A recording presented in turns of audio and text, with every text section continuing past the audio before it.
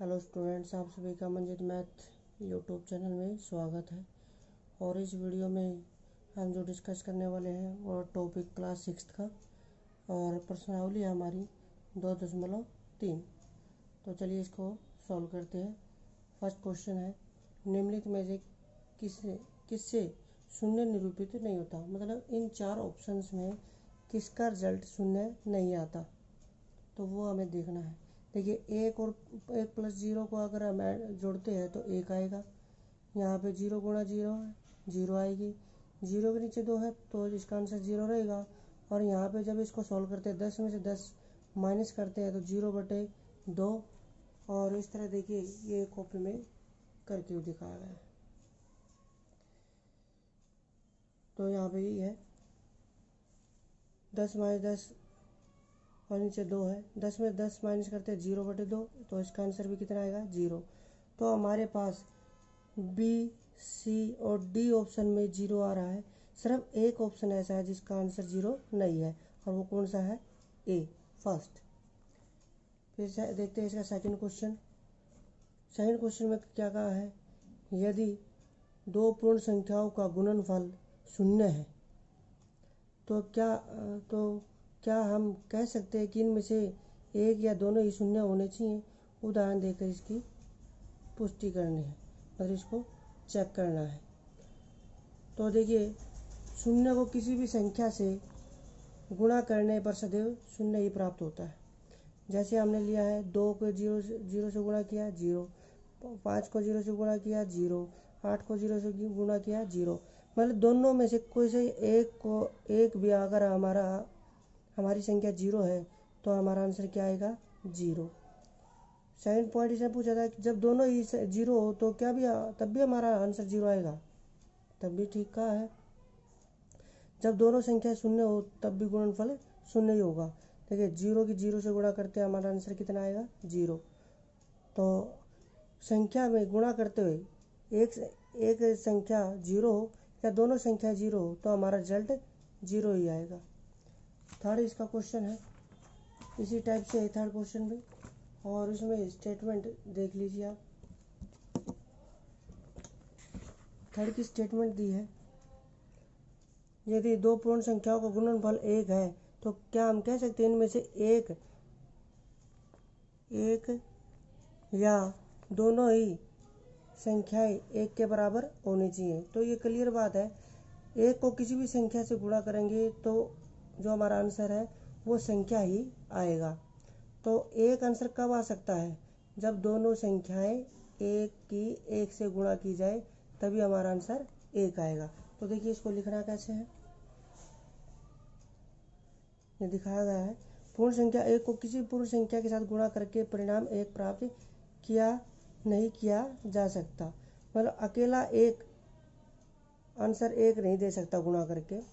मान लीजिए जैसे 5 को 1 से गुणा करते 5 आएगा, मतलब 1 के साथ जो संख्या गुणा हो रही है वही इसका आंसर आती है। सेम यही भाई, 1 को जिससे साथ गुणा किया है वही नंबर आ रहा है। 9 को 1 से गुणा किया 9 आ रहा है, तो यहाँ पे एक रिजल्ट प्राप्त नहीं कर सकते। एक कब प्राप्त होगा, जब दोनों ही संख्याएं 1 हो तभी उनकी गुणा कितनी आएगी, 1। तो दोनों ही संख्या हमारी 1 होनी चाहिए। आप देखते हैं इसका फोर्थ क्वेश्चन। और फोर्थ क्वेश्चन में पहले एक बार आप क्वेश्चन देख लेते हैं, फिर आपको करके बताएंगे। वितरण विधि है और 4 पार्ट है। वितरण विधि भी हम समझ लेंगे कैसे करते हैं। तो देखिए फर्स्ट पार्ट मैंने लिखा हुआ है यहाँ पे 728 गुणा 101। वितरण विधि क्या कहती है, जो हमें संख्याएं दे रखी है उसको ब्रेक करके तोड़ के उसको आसानी से टुकड़ा में तोड़ के उसको गुणा करना है। जैसे तोड़ना किसको, जो हमें सरल लगता है। जैसे 101 को 100 और 1 में तोड़ देते हैं। तो यहाँ देखिए 728 गुणा 101 की जगह हम लिख देंगे 100 + 1। और वितरण विधि यही कहती है कि पहले क्या कहती है वितरण विधि, जो हमारे पास पहली संख्या है उसको ब्रैकेट की पहली संख्या से गुणा करें, यह है वितरण विधि। प्लस फिर पहले नंबर को फिर दूसरे से, मतलब वितरण विधि कल भी हमने जिक्र इससे पिछली प्रश्नावली में हमने जिक्र किया था। इस तरह से होती है, ए की बी से गुणा, ए की सी से गुणा। मतलब जो बार संख्या है उसको पहले बी से, बार वाली से को फिर सी से, बीच में जो निशान है। तो इस तरह से इसको सॉल्व करना है। अब इसको करते हैं हल। इस बार यहाँ से हमारे पास 72,800 आ जाता है, और यहाँ से जब इन दोनों गुणा करते हैं 728, और इसको जब जोड़ते हैं तो 28 एज इट इज़, और ये जोड़ा जाता है 7 और 8 15 3 7, तो 73,528 इसका आंसर। आप देखते हैं इसका बी पार्ट। बी पार्ट में दिया है 5,437 की 1,001 से गुणा। तो 1,001 को हम कैसे तोड़ सकते हैं या लिख सकते हैं, 1,000 में 1 जोड़ दें, तो ऐसे कर सकते हैं इसको वितरण विधि लगाने के लिए। तो इसकी जगह 1,000 प्लस 1।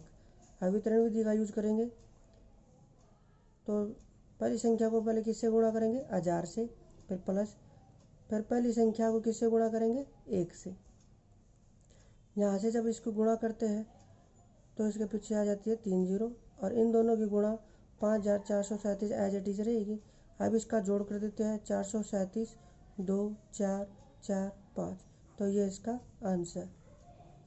सी पार्ट है, इसमें 824 गुणा 25 ये दिया हुआ है।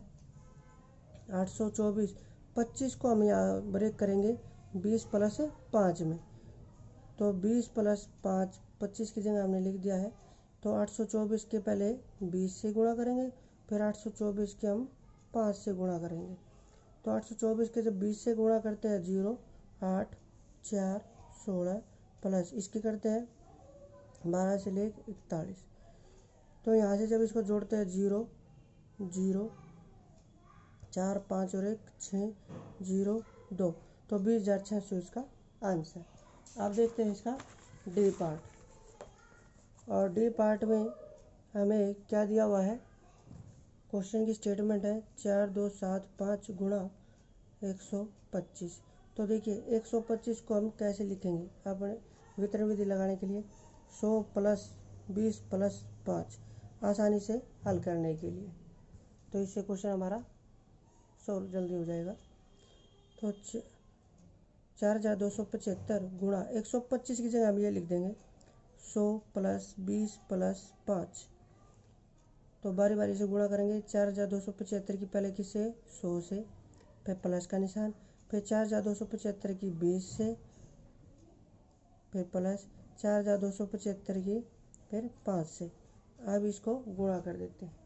पहले इसको करते हैं 4 2 7 5 और 2 जीरो एज इट इज, फिर इन दोनों की 0 0 15 से लेकर 4 और 1 5 4 2 8, प्लस अब इन दोनों की 25 हासिल 2 35 और 2 37 हासिल 3 10 और 3 13 हासिल 1 20 और 1 21। अब इन तीनों को जोड़ देते हैं, तो 7 और 5 तो ऐसे आएगा, 5 5 10 10 और 3 13 हासिल 1 7 और 1 8 8 और 5 13 13 और 1 14 हासिल 1 2 हासिल 1 2 और 1 3 3 और 8 11 11 और 2 13 हासिल 1 4 और 1 5, तो ये हमारा आंसर। अब देखते हैं इसका ई पार्ट।